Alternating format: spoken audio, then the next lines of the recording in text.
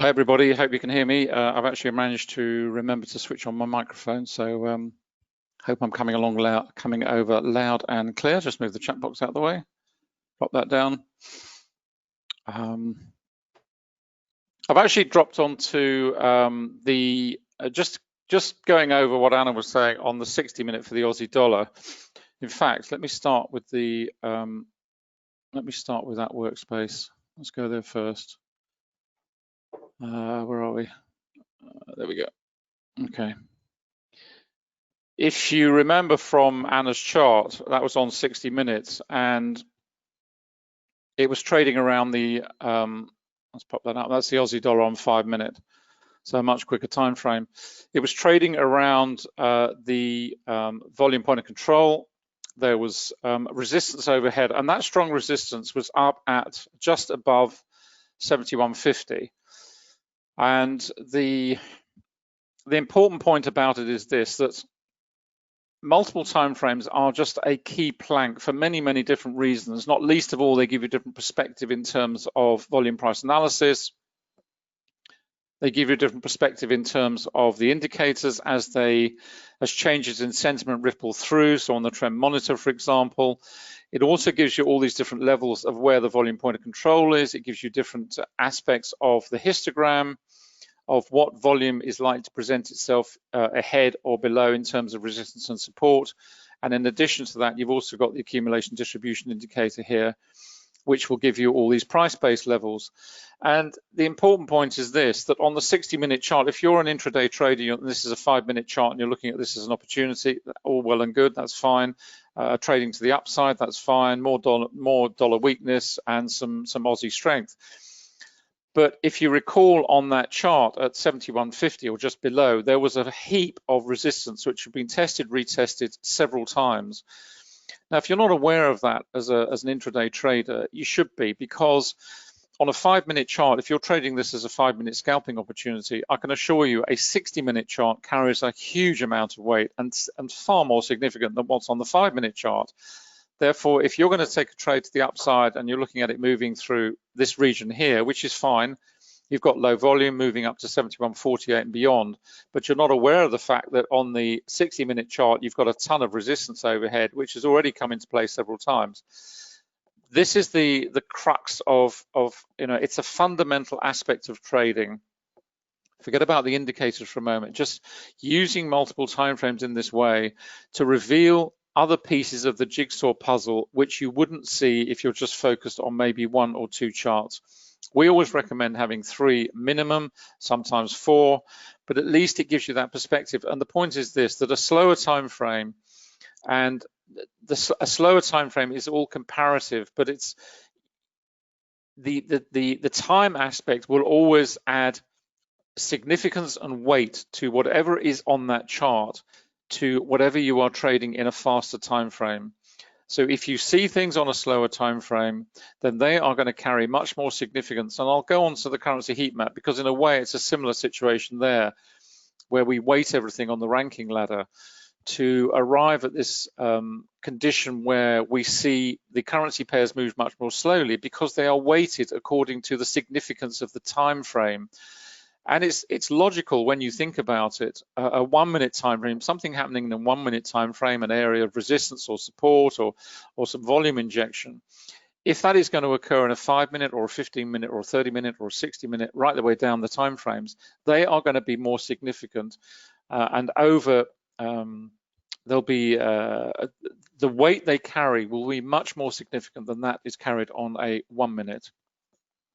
And that's part of the reason we're seeing what we're seeing at the moment, which is this indecision. The Aussie is trying to rally. It's not really getting very far. The currency is moving at the moment is the Japanese yen. You can see it spiking up here. It's rising very strongly. But in terms of the dollar, what have we got of the dollar? The dollar's sort of flip-flopping around.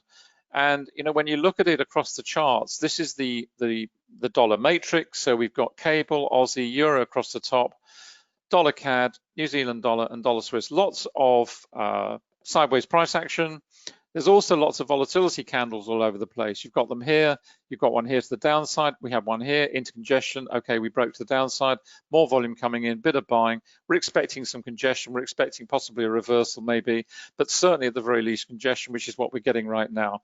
And until it breaks away from that particular candle onto the next one, that's where we're stuck. You then go over to another one, you go to the dollar Swiss. What do you got on the dollar Swiss? Exactly the same thing. Just pull that out a bit, big volatility candle.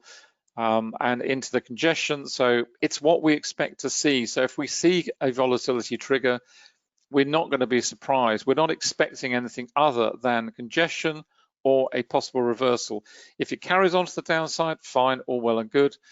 And as I've said many, many times before, if you have a volatility trigger and you see the opportunity and you've got some profit in there, then take it off the table. If you're scaling out and you've got multiple lots on the table, that's fine. Take most of them off and leave one or two to run. But if you're trading just a single lot, close it out every single time. If you're in loss, that's a different scenario. You've got a decision to make. You can see the pound starting to kick up. We're going through, well, this is 8 o'clock UK time, so we're through the London Open. I've got the tick speedometer on here, and clearly there's a pickup. As you can see, we're in trading green and orange, which is great, but there's not a great deal of direction at the moment. So it's a question of just picking up, where you can, bits and pieces at the moment. I'm just going to have a look at I'll tell you what, let's go over onto let's go to the other workspace. Where are we? There we go. That's the one I wanted. I've got the Aussie Swiss on here. But let's change this over to let's have a look. Let's go to New Zealand yen, see what's moving there. Let's flick that over there. Okay. So we're getting a decent sell on the New Zealand. This is on a fast time frame. There's 15 second, 1 minute, 3 minute, 5 minute, 10 minute, and 15. And sorry, on the daily. You can see where we are at the daily. Very, very tight congestion. We're trading around the volume point of control, going absolutely nowhere at the moment, starting to build these levels above and below, which is often what you see. And if you've been trading pound yen recently, you'll know for a fact on the daily chart we've had a big volatility candle there as well. So that's on the daily. So that's giving us a heads up as to what we like to see. Now we're starting to see the New Zealand is starting to kick lower. The other one I might look at is you certainly look at pound New Zealand as well, because they are moving strongly too. Let's just have a look at the pound. Let's have a look at that. There we go, nice trade developing on that. And that's also been in a long-term uptrend as well. So we've got the pound rising very strongly. We've got the New Zealand dollar falling very strongly. We've had a cross, which is nice. So we know there's a trend developing, moving fast. Trend monitor's transitioning. You can see it on 15, 1, into 3. This is moving rapidly. Now what have we got? This is my point. Here we go. We've got a volatility trigger on the 15 second. Yes, it's the 15 second, but nevertheless, it's giving you a heads up. Possibly there might be some congestion building on 1. If we see that on 1 and 3, this is moving fast. So, there is a possibility we'll see it trigger here. We certainly have one here, but it's cleared that. Good volume under there.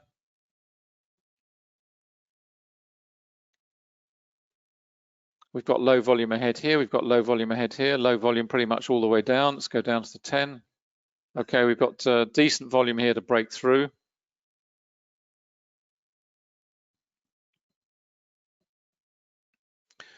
Just checking what's going on.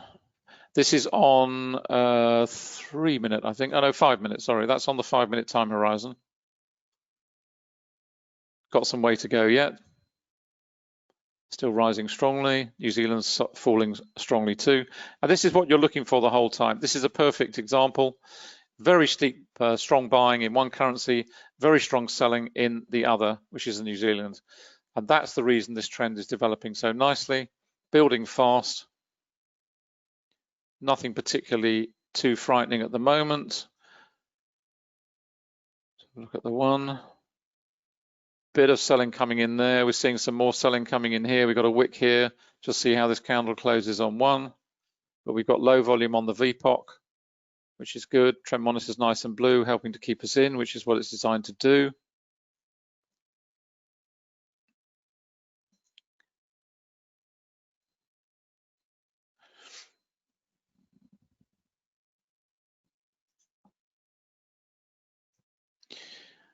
Let's just go over onto the multiple CSIs because that's on 5. There we go. So that's what we're seeing on the chart. Where were we? We're on this one. So this is on 5 minute. Okay, so we've got some way to go on 5 minute. That's fine. If we look over on the 10 minute here, we've got a long way to go on 10 minutes. So if you're a 10 or 15 minute trader, then if this is going to carry on lower, this is going to carry on higher. We've got a fair amount of trend if that goes all the way. There's absolutely no guarantee that this is going to go all the way to the top and this is going to go all the way to the bottom. Can't guarantee it. All I can tell you at the moment is it is moving, and there's plenty of headroom here for this to move all the way up to the top, and this to retrace all the way back down to the bottom. But as I say, there's no guarantee. Now, if you look over on 1, what have we got setting up on 1? We've got the pound moving up into overbought. We've got New Zealand moving down into oversold. So what are we going to see? Possibly a minor reversal. Now, minor reversal on this one, this could go all the way down to the bottom and then come back up again. And what you'll see on the 3 minute and the 5 minute, you'll see a kink. And if this then reverts back to the primary trend, in other words, bullish for the pound, then all you'll have over here is a kink lower and then a continuation. You'll have a flattening here and maybe a kink lower and a continuation. And a less severe kink here, you might have a flattening off here, a minor pause point, if you will, and then a continuation. And that is what you're looking at the whole time with currencies. Currencies, the Forex market is the perfect example, almost perfect, of mean reversion. In other words, this constant oscillation from up into overbought and down into oversold and back up into overbought and down into oversold. Now, obviously, clearly, if it was doing it in the same price region, then the currencies would never move. They'd always oscillate about the same midpoint. It would be like an oscilloscope. An oscilloscope doesn't move unless you change some settings. It'll always oscillate around the same fulcrum, the midpoint. You could say, well, it's going to oscillate around 50. Well, of course, in the Forex world, it doesn't happen because everything actually moves up and down the chart. But the principle, nevertheless, is the same, where it is this constant process of oscillating from overbought down into oversold and back again. And what you have to get your head around is this business of, first of all, identifying your time frame of opportunity. In other words, what it is you're trying to do on that trade, because you have to have that very clearly fixed in your mind. In other words, are you looking at this as an out-and-out scalping opportunity on a 1, 2, 3 minute combo?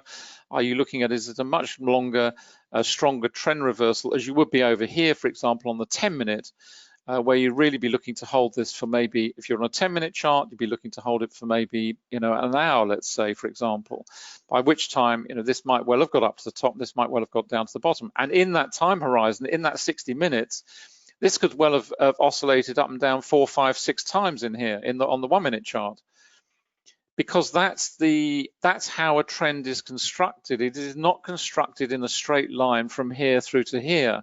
It's constructed in a trend which rises, pullbacks, rises, pullbacks, rises, pullbacks, and those pullbacks are what you see in these fast time frames. So it's being able to hold these different aspects of price behavior, but also more importantly, focusing in on what it is, your time window. The analogy I've used many times is of a racehorse where they are blinkered, and the reason they are blinkered is because they get distracted by other horses around them and the crowds and the noise and everything else. So they wear blinkers because they are then focused on one thing, which is the finishing line. Everything else is a distraction which they can't deal with. So they just put blinkers on, that's it. They're just focused on the finishing line. And you have to think of it the same way. You just want to focus on the finishing line. Your finishing line is when you're going to get out of this trade. That's it. Nothing else. And you have to limit yourself to your time window that fits that particular aspect of your trading. This is still going. Now you can see what's happening. This is starting to kink lower because it's got into oversold, so it's starting to turn off. You can start to see that reflected here in this little bit of kinking that's going on here. What have we got over here? Where is it? Where are we? Oh, it's up here. Sorry, I couldn't see it for a moment. It's buried under the yen. So you're starting to see, and here what you're seeing is a little bit of a flattening here. So you're not seeing the same sort of dramatic, well, I say dramatic, the little bit of a kinking here, which is actually, if you like, come off the horizontal, is now pointing slightly lower. Here we're still pointing upwards, but we are just starting to, the steepness of the gradient, in other words, is just starting to slacken off a little bit. And over on the 10-minute, you've really not seen anything just yet. So it hasn't really rippled through. And this is what I say. If this is just a reversal, a minor pullback, in other words, and this goes down to the bottom, carries on up, and does not then follow through into this time frame or this time frame, then all you will see on your chart in terms of what's gone on here is just maybe a 2 or 3 candle dip, maybe a sort of minor congestion phase, but then this will kick up as this gets to the bottom and starts coming up again, if that's what it does do. This is now starting to kick over because this is quite a strong move. We're now halfway down on here. We're just starting to kink over here. This will start to level off a little bit. This might start to reduce the inclination of the climb. So if we head back onto the chart, and you'll see that all reflected on the chart. That's the one. There we go. And really, that's what we're seeing. We're seeing it on 15 seconds, which is what we would expect to see because we've seen it on the 1 minute. Now we're seeing it on the 1 minute. Now we're starting to see it on the 3 minute. Now we're starting to see it on the 5 minute. And in addition to that, when you start to look at this, there we go. Why are we also seeing that? Because we had some weakness signal here on 5. We had this candle with a big wick to the upper body, good volume below there. And therefore, the expectation is this is not looking terribly strong. This is not looking like a follow through. So, you see a candle like that, and you've got some weakness coming in here as well. You've got good volume under that. Fine, that was a volatility trigger. We then carried on. We went up. It was moving quickly, so it's no surprise that we've seen this sort of pullback developing. But we have this wick to the upper body and good volume below. So it really this is what you have to consider all the time when you're trading, and it's another reason for having not only multiple charts but also multiple indicators up, because it gives you all the information that you have to have and help you in your decision making in terms of getting out, staying in, getting in, everything.